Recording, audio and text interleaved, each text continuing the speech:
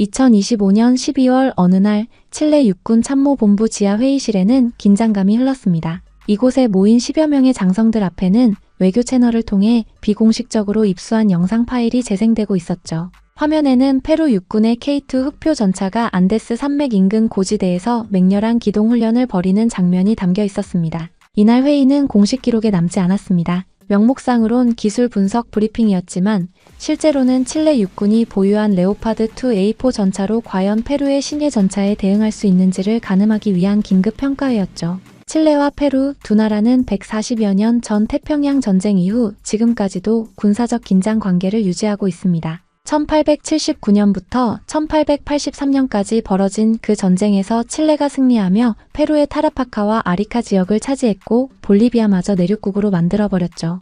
이후 두 나라는 겉으론 평화를 유지하지만 국경선 인근에선 여전히 서로를 견제하는 군사훈련이 끊이지 않고 있습니다. 페루가 2025년 12월 9일 한국의 현대로템과 K2 전차 54대, K808 장갑차 141대 도입을 골자로 한 총괄합의서를 체결했다는 소식은 칠레 국방부에 즉각 전해졌습니다. 계약 규모만 약 2조 원에 달하는 이 거래는 페루 육군이 1970년대부터 운용해온 구소련제 T-54, T-55 계열 전차를 완전히 대체하겠다는 의지의 표현이었죠. 더욱 놀라운 건 페루가 향후 전차와 장갑차 등 지상무기를 도입할 때 현대로템을 통해서만 수입 절차를 진행한다는 배타적 권리 조항까지 계약에 포함시켰다는 겁니다. 이는 페루가 앞으로 최대 150대에 달하는 K2 전차를 추가로 도입할 수 있다는 의미였죠. 칠레 정보기관은 페루 군부 내 일부 인사들과의 접촉을 통해 K2 전차의 초기 훈련 영상을 입수했습니다. 페루 육군은 계약 체결 전부터 이미 한국에서 파견된 K2 전차 한 대로 안데스 산악 지형에서 성능 테스트를 진행해왔죠.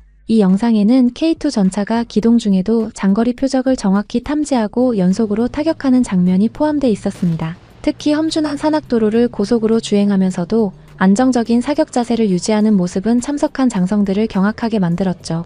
회의실에서 한 준장이 입을 열었습니다. 제인스 디펜스 위클리 소속 분석가는 이런 평가를 내놓은 바 있습니다. K2 전차의 사격 통제 시스템은 기동 중에도 표적을 자동으로 추적하고 포탑을 안정화시킵니다. 이는 1980년대 설계된 레오파드2A4가 갖추지 못한 능력입니다. 실제로 K2 흑표는 헌터킬러 시스템을 탑재해 전차장이 목표를 지정하면 포수가 다른 목표를 동시에 공격할 수 있습니다. 반면 칠레가 2007년 독일로부터 도입한 레오파드2A4 140대는 냉전시대 기술로 제작된 전차죠.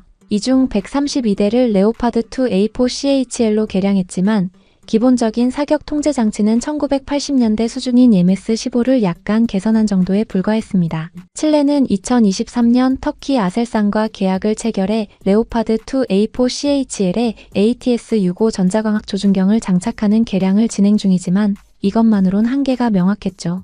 영상 분석이 계속되자 더욱 충격적인 사실들이 드러났습니다. K2 전차는 자동장 전장치를 갖춰 6초마다 포탄을 재장전할 수 있고 분당 최대 10발을 발사할 수 있었습니다. 레오파드2A4는 장전수가 수동으로 포탄을 장전해야 하므로 분당 6발 정도가 한계였죠. 더구나 험준한 지형에서 전차가 심하게 흔들릴 경우 K2는 자동장전 시스템 덕분에 일정한 발사 속도를 유지할 수 있지만 레오파드는 장전수의 체력과 숙련도에 따라 성능이 크게 달라질 수밖에 없었습니다. 야간 센서 성능에서도 격차가 확연했습니다. K2 전차는 전차장과 포수 모두 이축 안정화된 열상 조준경을 갖추고 있어 어둠 속에서도 정확한 표적 식별이 가능했죠. 반면 레오파드2A4의 구형 열상 장비는 탐지 거리가 제한적이었습니다. 한 대령이 냉정하게 정리했습니다. 동일 조건에서 교전한다면 페루 측이 먼저 우리를 발견하고 먼저 사격할 가능성이 압도적으로 높습니다. 칠레 육군은 이날 회의에서 레오파드2A4를 기준으로 한 대응 시나리오를 함께 검토했습니다.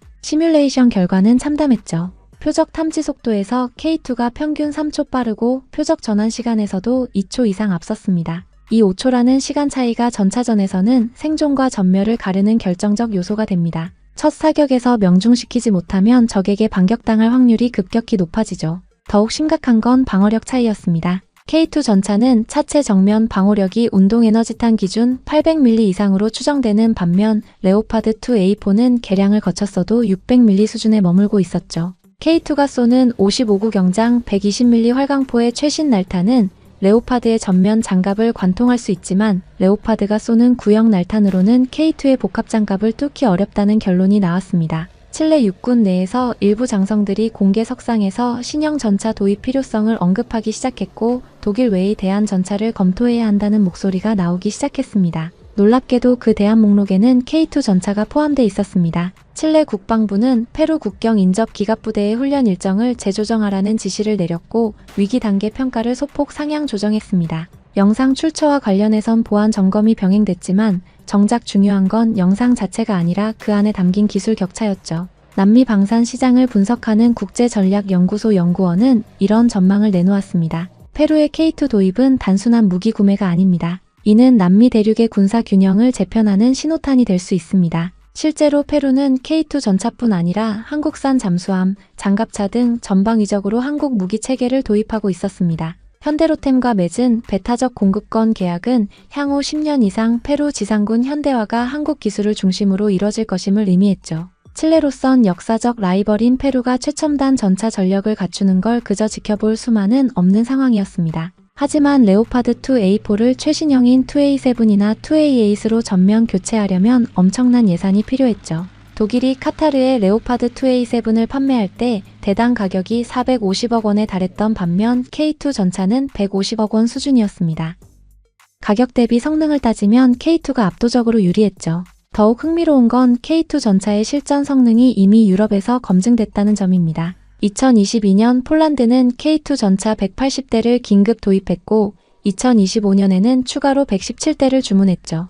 폴란드군은 나토 훈련인 드래곤 24에서 K2를 실전 배치했는데 여기서 놀라운 장면이 연출됐습니다. 가파른 경사로에서 다른 나라 전차들이 오르지 못하거나 속도를 크게 줄인 반면 K2는 ISU 연수장치와 자세 제어 시스템 덕분에 직선으로 쭉 올라갔습니다. 심지어 폴란드 전차병은 경사로 중간에서 멈췄다가 다시 올라가는 묘기까지 선보였죠. 칠레 국방부 내부에서는 격렬한 논쟁이 벌어졌습니다. 보수파 장성들은 독일제 전차의 전통과 신뢰성을 강조하며 레오파드 개량을 주장했죠. 하지만 젊은 장교들 사이에서는 다른 목소리가 나왔습니다. 디펜스 뉴스에서 인용한 한 칠레군 관계자의 말입니다. 우리는 역사가 아니라 현재와 싸워야 합니다. 페루가 가진 건 2025년 기술이고 우리가 가진 건 1980년대 기술입니다. 실제로 2017년 터키군이 시리아 국경지대에서 아이시스와 싸울 때 레오파드2A4 여러 대가 대전차 미사일에 격파됐던 사례가 있습니다. 물론 그건 구형 모델이었고 터키군의 운용 미숙도 원인이었지만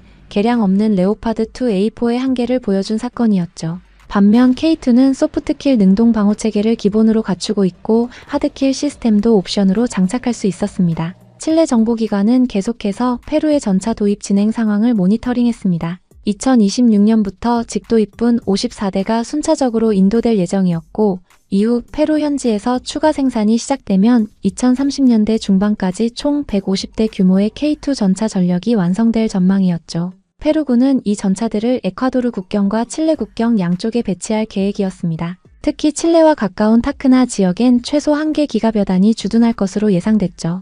타크나는 1929년 페루에 반환된 도시로 페루인들에게는 칠레로부터 되찾은 자존심의 상징입니다. 매년 8월 28일이면 대규모 기념 행사가 열리며 페루 국기가 높이 개양되는 곳이죠. 그런 상징적 장소에 최첨단 K2 전차가 배치된다는 건 단순한 군사적 의미를 넘어서는 것이었습니다. 칠레 내에서 전차 현대화 논의는 급물살을 타기 시작했습니다. 국방부는 3가지 옵션을 검토했죠. 첫째, 기존 레오파드2A4를 대대적으로 개량해 2A6 수준으로 끌어올리는 방안. 둘째, 독일로부터 최신형 레오파드2A7 또는 2A8을 소량 도입하는 방안. 셋째, 한국으로부터 K2 전차를 도입하는 방안이었습니다. 각각 장단점이 명확했죠. 첫 번째 방안은 비용은 상대적으로 적지만 성능 향상이 제한적이고 두 번째 방안은 성능은 최고지만 예산이 천문학적이며 세 번째 방안은 가성비가 좋지만 정치적 부담이 컸습니다. 칠레가 역사적 라이벌인 페루와 똑같은 무기를 쓴다는 건 자존심 문제이기도 했죠.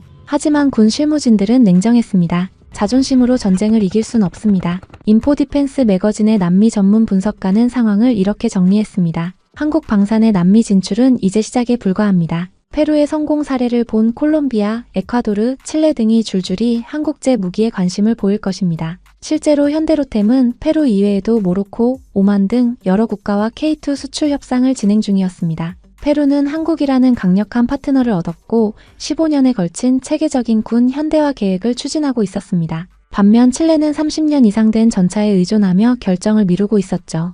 역사는 때로 아이러니한 반전을 만들어냅니다. 140년 전엔 칠레가 페루를 압도했지만 이제 기술 격차는 역전되고 있었습니다. 그 작은 영상 파일 하나가 칠레 국방부에 던진 메시지는 명확했습니다. 변화하지 않으면 도태된다.